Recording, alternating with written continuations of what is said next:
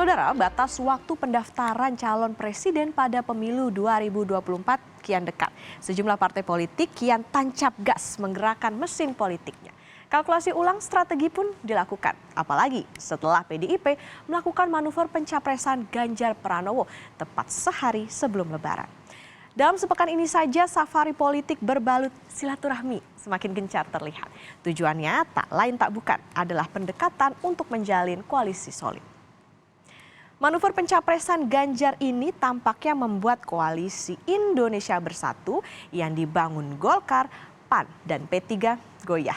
Apalagi P3 secara mengejutkan mendukung Ganjar Pranowo di saat belum ada sikap pasti dari Partai Golkar dan PAN. Berada di persimpangan jalan, para ketua umum KIB akhirnya berkumpul pada Kamis malam. Meski membantah jika koalisi ini bubar jalan, nyatanya pertemuan ini ternyata ada pergerakan politik dari P3 dan Golkar.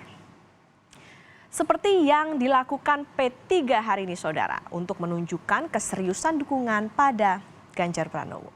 Pengurus P3 menemui pengurus PDI Perjuangan di kantor DPP PDIP. Pembicaraan soal siapa pendamping Ganjar juga jadi topik pada pertemuan ini. Ketua Umum PDIP Megawati bilang tidak mau buru-buru soal bacawa pres karena katanya banyak yang antre. Meski langkah yang diambil P3 ini mendahului Golkar dan PAN, P3 berharap bisa mengajak PAN dan Golkar untuk mendukung Ganjar. Dia bilang sama Pak Mardiono, tunggu dulu ya Pak ya, karena kok kayak ini akan banyak yang antri ya. Ini kereta saya ini udah banyak yang mau naik loh. Jadi ya tunggu aja lagi. Banyak kok, saya udah punya di sini berapa tuh? 10 apa piro yo. Iya nanti kan mengerucut sendiri, tapi oleh pikiran saya. Dan KIB tidak dinyatakan ya bubar, tidak, tetapi justru saya punya tugas masing-masing partai politik termasuk saya sebagai Ketua Umum Partai Persatuan Pembangunan mengajak ya KIB untuk bersama dengan pilihannya sama dengan P3. Nah, kalau itu terjadi, maka yang saya sampaikan itu namanya menjadi KIB plus. Ya. Tapi manakala itu berbeda, yaitu keniscayaan dalam suatu perpolitikan nasional kita. Nah, sebelumnya pada Sabtu malam, Ketua Umum Partai Golkar Erlangga Hartarto juga melakukan silaturahmi dengan menemui Ketua Majelis Tinggi Partai Demokrat Susilo Bambang Yudhoyono dan Ketua Umum Partai Demokrat Agus Harimurti Yudhoyono. Di Cikeas Bogor ini juga membahas berbagai hal, termasuk pemilu 2024. Memang pada pertemuan ini tidak ada kata koalisi secara terang-terangan antara Golkar dan Demokrat. Namun kedua partai ini sepakat siap membuka kerjasama jika ditemukan satu visi misi sama. Kalau P3 sudah terang-terangan dan Golkar sudah mulai safari politik, lain lagi dengan PAN. PAN ini belum terlihat pergerakannya. Ketua Umum PAN tampaknya masih menunggu arahan dan pertemuan partai-partai koalisi pemerintah terlebih dahulu. Selain itu, PAN sepertinya masih menunggu acara ngopi bareng antara Jokowi dengan koalisi pemerintah. Baru setelah itu menentukan sikap terkait kemana arah dukungan capres. Kami akan hadirkan peta dukungan partai sejauh ini, saudara, setelah P3 resmi mendeklarasikan dukungan pada Ganjar Pranowo.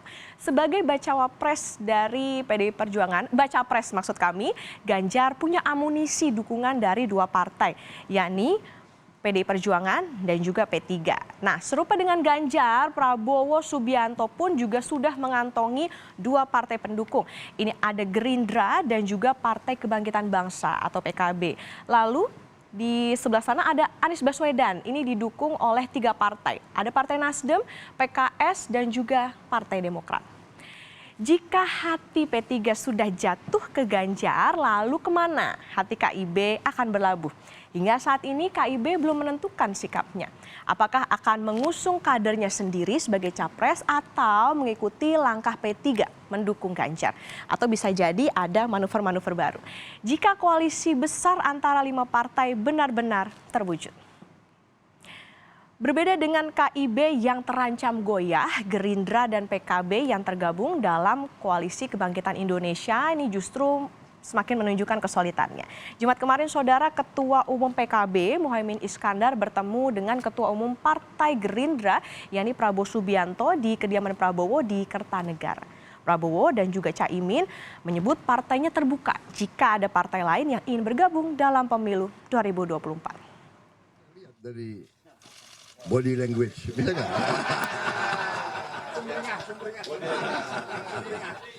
Pokoknya mantap. Semakin solid, kekuatan koalisi yang semakin baik, dan semoga mengajak partai-partai lain untuk semakin bersama-sama bersama Gerindra dan PKB. Sejauh ini, Saudara, Prabowo tetap kukuh sebagai calon presiden yang diusung koalisi Partai Gerindra dan juga Partai Kebangkitan Bangsa. Prabowo mengklaim partainya cukup kuat.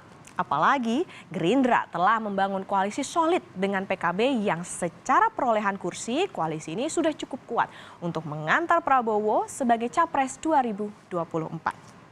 Meski sampai sekarang belum ditentukan siapa bakal cawapres yang akan mendampingi Prabowo, tapi menurut Sekjen Gerindra yakni Ahmad Muzani, sosok yang paling kuat saat ini adalah Ketua Umum PKB yakni Muhaimin Iskandar atau Caimin. Karena sejauh ini Prabowo mendapat dukungan penuh dari Partai Gerindra dan juga PKB. Namun ternyata selain Caimin ada nama Menko Polhukam Mahfud MD yang juga santer diperbincangkan akan berduet dengan Prabowo. Apalagi Mahfud berencana akan berkunjung ke rumah Prabowo di Hambalang meski belum terlihat hilalnya. Prabowo Subianto mengaku sudah mengantongi bakal calon wakil presidennya untuk pemilu 2024. Siapa gerangan? Nah, sosok itu masih disimpan Prabowo. Tak hanya soal kekuatan partai, sosok Joko Widodo punya pengaruh dalam dukungan baca pres. Mendekati Pilpres, Jokowi jadi magnet yang terus didekati oleh para bakal calon presiden. Ganjar Pranowo dan Prabowo Subianto saling berlomba untuk menunjukkan kedekatan dengan Joko Widodo. Alasannya tak lain tak bukan demi endorsement Jokowi. Kira-kira siapa yang akan mendapatkan hati Jokowi? Setelah ditunjuk PDI Perjuangan sebagai bakal calon presiden 2024, Ganjar Pranowo kian lengket dengan Joko Widodo. Saat Idul Fitri, Ganjar yang merupakan Gubernur Jawa Tengah memilih sholat Id di Masjid Syekh Zayed Solo, Jawa Tengah, mendampingi Presiden Joko Widodo. Dan di sisi lain, Saudara, Prabowo Subianto juga tidak mau kalah sepertinya. Berbalut silaturahmi di hari Lebaran, Ketua Umum Partai Gerindra Prabowo Subianto sowan ke rumah Presiden Joko Widodo di Solo. Padahal dalam momen Lebaran tahun ini tidak ada aktivitas open house yang biasa dilakukan pejabat negara. Namun secara spesial, Jokowi menerima Prabowo di kediamannya di Solo, Jawa Tengah.